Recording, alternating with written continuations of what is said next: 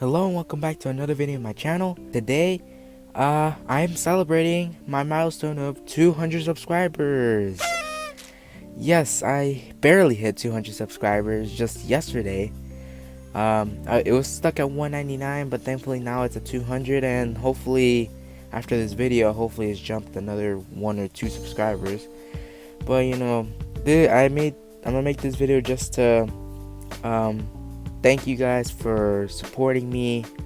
I did hit 100 subscribers, I think this year, if I remember, and it was a huge milestone for me. I didn't expect to I didn't expect to, I didn't expect people to notice me, doing these diecast reviews with Hot Wheels, NASCARs, etc. So really, I appreciate you, and I thank you for supporting me through all this time. And for this 200 subscriber special, I'm gonna be reviewing a car that I should have reviewed a while back. Here it is. It is a Jada diecast. It is Agretsuko and 1986 Toyota Toronto A86 diecast. This is actually a 1/43 scale. It doesn't say. Maybe I think it might be a 1/43 scale, or maybe it's 1/24 scale of the A86 Sprinter Trueno, and it comes with the diecast figurine of Agretsuko, or I don't know how you say it. I don't watch this anime. So yeah, the box looks pretty simple, and there's a special feature. I think you probably already see it on the box and on the car. There's the car. It's pretty cool. Of course, I love Initial D, so this is obviously cool, but I'm gonna have to talk about my little rant in just a second. But yeah, there's the car. It's supposed to look like an old 90s, 80s type A86 race car. There's a little diecast metal figurine one side of the box, and here's the back of the box. So it basically just shows the car and the diecast figurine, and a little description of what this little character is. If you want to pause and read it. Okay, there you go. So yeah, here's the car, and then there's another photo of the car, which is on the side. You probably already noticed what's going on. And this is part of the anime Hollywood rides, but I'm gonna talk about that in just a second. So without further ado, let's get to the unboxing, shall we? This car, I bought it at Target. It cost me $22 after taxes. But this is actually worth like $20 more on eBay, so I could have kept it in the box, but you know what? Every time I get these big diecasts, I just need to take it out of the box. So hopefully you enjoy this video. So here we go.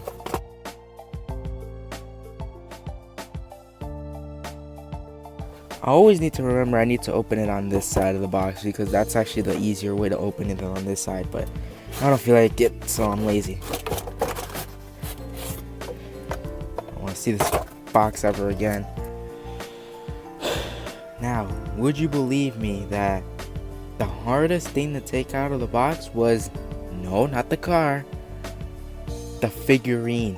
I don't know how they screwed on the figurine so well, and they didn't even screw on the car very well.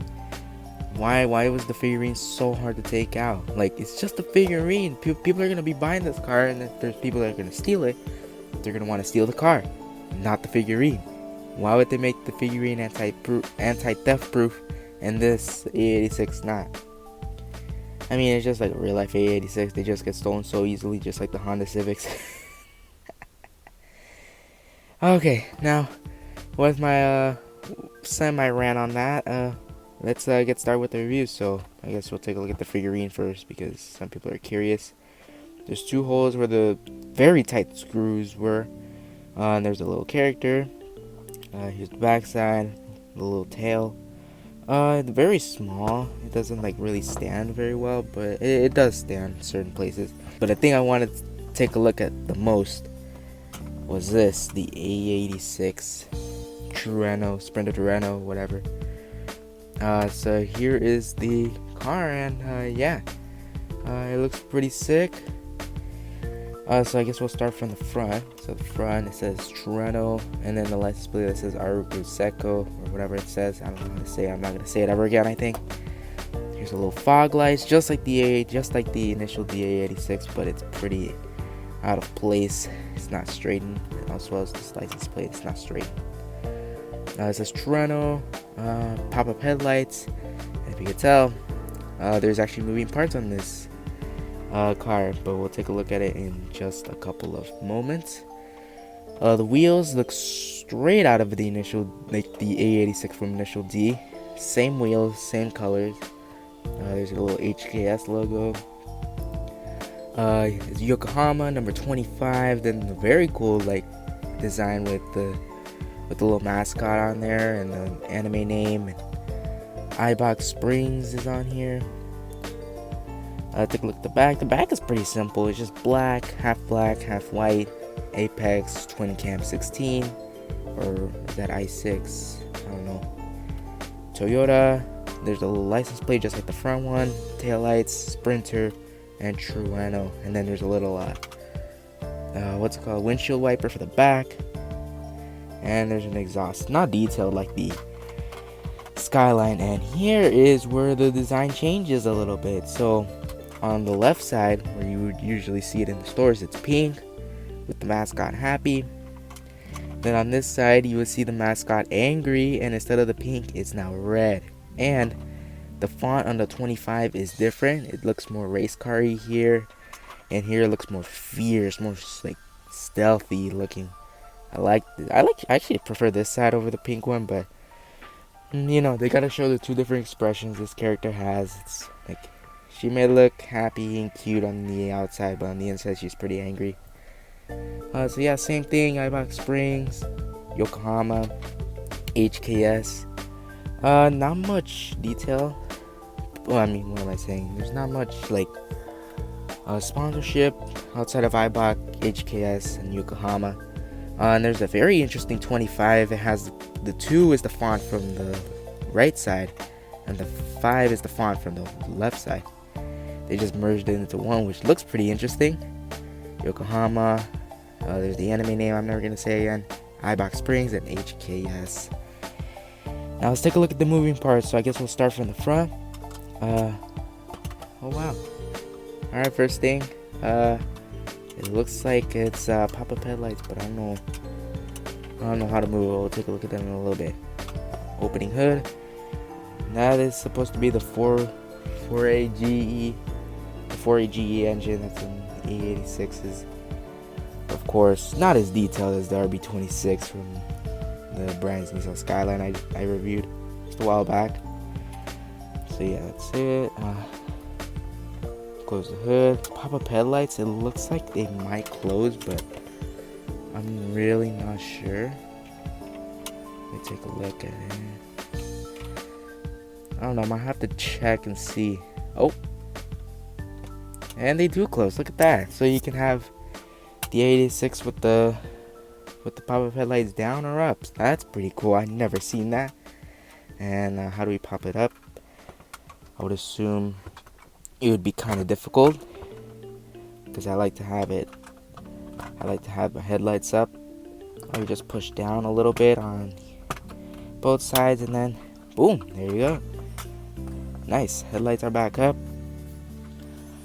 Of course, if you get a Jada diecast, it'll have opening doors on both sides. You would enter on this side. It actually has a steering wheel, right-hand drive. And the final moving part, I guess, it's second to last is the rear hatch or trunk. So I don't imagine this thing opens, right? Yep. It opens the back, so you can store whatever you can store tofu in there. Close it, and here's a little windshield wiper, which it kind of moves, but it doesn't move all the way over here. I don't want to try. So yeah, this is pretty cool, I think. Here's the base if you want to see that. There you are. So yeah, but the thing is kind of confusing. It says anime line or anime Hollywood rides, but why did they release this car? Okay, it's cool that they released this car, but why didn't they do an initial D car? I mean, I know before they did release an initial D-A86, just like this one, but it's actually the initial D-A86 version. Like, it's the Panda Tyranno with the Tofu Shop logo on the side, and it comes with a little Takumi figurine, which I would have preferred that over this. But you know, I know they've done it before, and I know Jada has done initial D diecast way back then, like in the early 2000s or mid 2000s. But I think they should have re-released it, because they only released that car only once, and then they never did it again. I don't know if they have the licensing, or there's licensing issues, or they just didn't feel like making it. But like, if they're gonna make an anime series, why didn't they choose the animes that include cars, like Initial D or even Wangan Midnight? Oh, those are the animes that actually are focused and centered around cars. But yeah, they should have released the Takumi version instead, because those things are pretty expensive. That's like, for the price of one Initial D A86 diecast from Jada, for one of them, you can buy 2 of these at Target.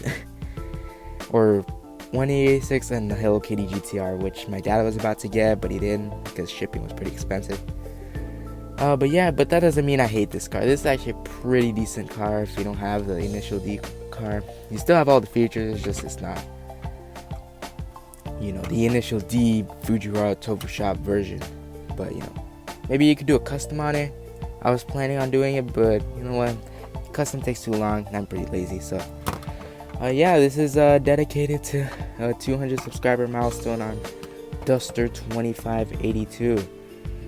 So if you liked it, please give it a like, subscribe, and I'll see you next time. Peace, and thank you for 200 subscribers.